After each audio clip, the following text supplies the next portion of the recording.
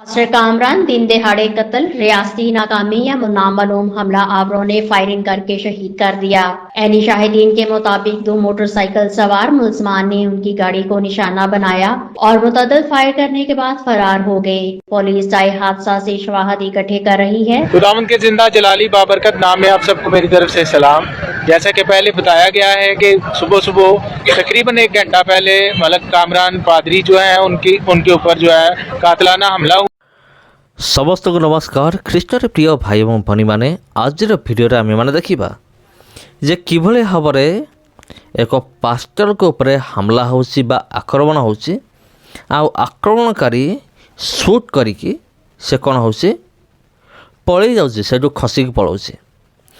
तबे प्रिय बंधुगण पास्टर को ऊपर हमला यहाँ कौन सी नुआ कथा नुहे।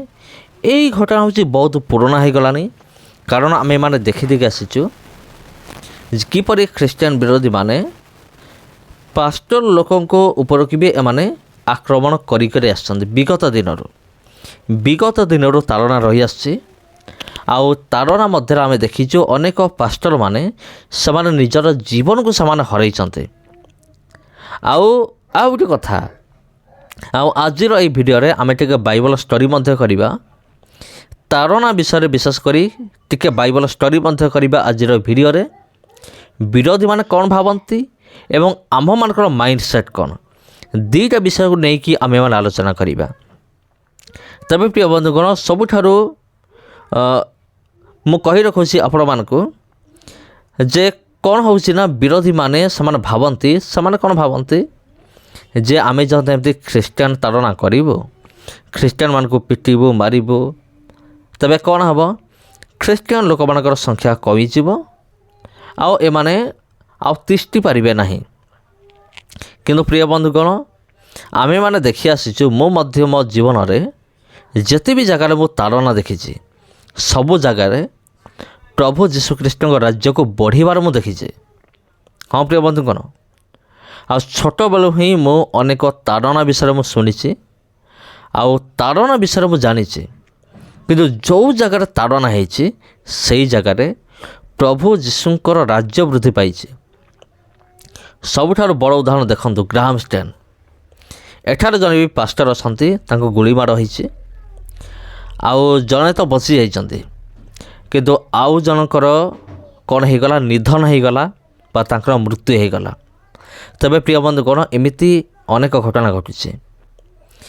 तबे मोर 100% विश्वास जेमिति विगत दिन मानकर होउथला एबे भी सेमते होउछि आ प्रभु जीशु ख्रीष्ट राज्य जेमते बढ़ुथला एबे भी सेमते बढ़िबो सेतरे कौन से भी संदेह नहीं।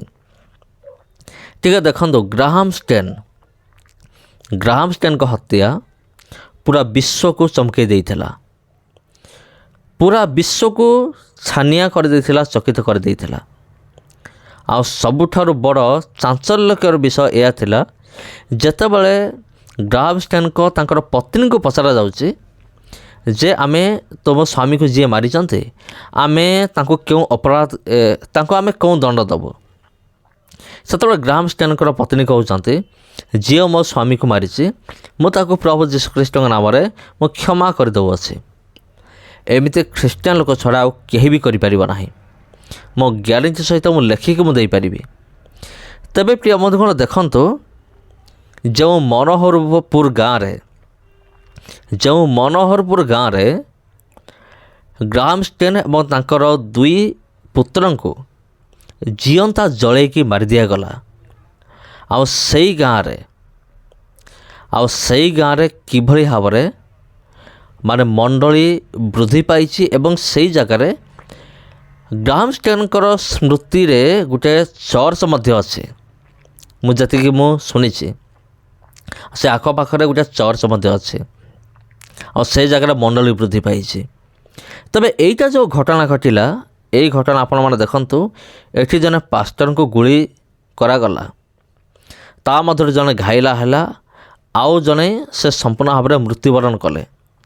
जे घाइला हेले से तो बंची गले मान डाक्तर तांको चिकित्सा कला से बंची गले किंतु जी मृत्युवरण कले आमे ताहांक विषय में चिंता करिबा। आउ एठारे आक्रमणकारी जनक ଗୁଳି କଲେ, ଗୁଳି କରିକି ସେଠାରୁ ଫେରାର ହୋଇଗଲେ। କାରଣ ଆକ୍ରମଣକାରୀ ତାଙ୍କୁ ମଧ୍ୟ ଭଲ ଭାବରେ ଜଣାଥିଲା ମୁଁ ଯାହା କରୁଅଛି ଏଇଟା ଆଇନ ଦୃଷ୍ଟିର ଅପରାଧ ଅଟେ। ସେଥିପାଇଁ ସେ ଗୁଳି କରିକି ଫେରାର ହୋଇଗଲେ। ଆଉ ଜଣେ ମୃତ୍ୟୁବରଣ କଲେ, ଆଉ ଜଣେ ଘାଇଲା ହେଲେ। ତେବେ ଏମିତି ଅନେକ ତାଡ଼ନା ଘଟୁଅଛି ପ୍ରିୟ ବନ୍ଧୁଗଣ। ଆଜିର ଏହି ଭାରତ ବର୍ଷରେ ଅନେକ ତାଡ଼ନା ହେଉଛି, କିନ୍ତୁ ସବୁଠାରୁ ବଡ଼ ବିଷୟ ହେଉଛି ଏ ତାଡ଼ନା ଭିତରେ ମଧ୍ୟ ପ୍ରଭୁଙ୍କର ସେବା କାର୍ଯ୍ୟ ହେଉଛି। ଆଉ ତାଡ଼ନା ପାଇବା କି ତାଡ଼ନା ଖ୍ରୀଷ୍ଟିଆନ ଜୀବନରେ କୌଣସି ନୂଆ କଥା ନୁହେଁ, ଏଇଟା ହେଉଛି ବହୁତ ପୁରୁଣା। ପ୍ରଭୁ ଯୀଶୁଖ୍ରୀଷ୍ଟଙ୍କର ସମୟରେ ବି ତାଡ଼ନା ଥିଲା। ସେଥିପାଇଁ ଯୀଶୁ କହିଲେ ଯଦି ତୁମକୁ କିଏ ମୋ ନାମରେ ତାଡ଼ନା କରେ କିମ୍ବା କିଏ କ'ଣ କହେ ଯଦି, ତେବେ ତୁମେମାନେ ଧନ୍ୟ। ଧାର୍ମିକତା ନିମନ୍ତେ ତାଡ଼ନା ପ୍ରାପ୍ତ ଲୋକ ଧନ୍ୟ, କାରଣ ସ୍ୱର୍ଗ ରାଜ୍ୟ ସେମାନଙ୍କର। ଯଦି ପ୍ରଭୁ ଯୀଶୁଖ୍ରୀଷ୍ଟଙ୍କ ନିମନ୍ତେ ଆପଣ ଯଦି ତାଡ଼ନା ଭୋଗ କରୁଛନ୍ତି, ତେବେ ଆପଣ ଧନ୍ୟ, କାରଣ ସ୍ୱର୍ଗରେ ଆପଣଙ୍କ ନିମନ୍ତେ ପୁରସ୍କାର ପ୍ରଚୁର ଅଟେ। ପ୍ରଚୁରର ଅର୍ଥ ଆମେ ଜାଣିନୁ। ଆପଣ ସିନା ଏହି ଜଗତରେ 70 କିମ୍ବା ବଳ ହେତୁ 80 ବାଇବଲ କହେ।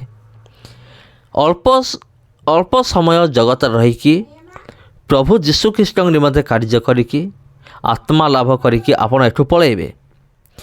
କିନ୍ତୁ ସ୍ୱର୍ଗରେ ଆପଣ ଯେତେବେଳେ ଯିବେ, ସ୍ୱର୍ଗରେ ଆପଣଙ୍କ ନିମନ୍ତେ ଏତେ ପୁରସ୍କାର ରଖାହେଇଥିବ। ଆଉ ଲେଖା ହେଉଛି ପ୍ରଚୁରର ଅର୍ଥ ହେଉଛି ତାହା କେହି ଗଣିପାରେ ନାହିଁ। ସେଥିପାଇଁ ଏହି ଭିଡ଼ିଓକୁ ମୁଁ ଆପଣମାନଙ୍କୁ ଏନକରେଜ୍ କରିବା ନିମନ୍ତେ, ଉତ୍ସାହ ଦେବା ନିମନ୍ତେ ମୁଁ ଆପଣମାନଙ୍କ ନିମନ୍ତେ ଏହି ଭିଡ଼ିଓ ମୁଁ ତିଆରି କଲି। ସମସ୍ତଙ୍କୁ ନମସ୍କାର ପ୍ରିୟ ବନ୍ଧୁଗଣ।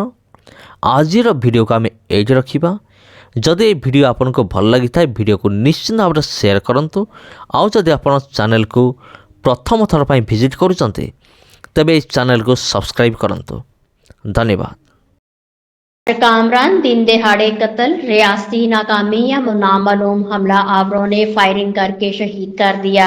एनी शाहिदीन के मुताबिक 2 मोटरसाइकिल सवार मुलजमान ने उनकी गाड़ी को निशाना बनाया और मुतअद्दिद फायर करने के बाद फरार हो गए। पुलिस जाए हादसा से शवाहद इकट्ठे कर रही है। खुदावंद के जिंदा जलाली बाबरकत नाम है आप सबको मेरी तरफ से सलाम। जैसा कि पहले बताया गया है कि सुबह तकरीबन 1 घंटा पहले मलक कामरान पादरी जो हैं उनके ऊपर जो है कातलाना हमला हुआ है और उनको फायर लगे हैं। तो इसी सिलसिला में सारी कम्युनिटी यहाँ पर मौजूद है। हमारे सीनियर पादरी साबर गुल साहब भी मौजूद है। मैं चाहूँगा कि वो भी अपने ख्यालात का इजहार करें। ये आज सुबह ये वाक़या हुआ और जब इसकी खबर सुनी तो यकीनन ये एक अलमनाक वाक़या है, क्योंकि पादरी साहब पे पहले भी रावलपिंडी में भी इन पे कातलाना हमला हुआ। उस वक्त भी इनकी टांग पे गोली लगी और काफ़ी देर तक वो उस गोली के सिलसिले में टांग चलने से माजूर रहे, लेकिन अभी वो तंदुरुस्त हुए और दोबारा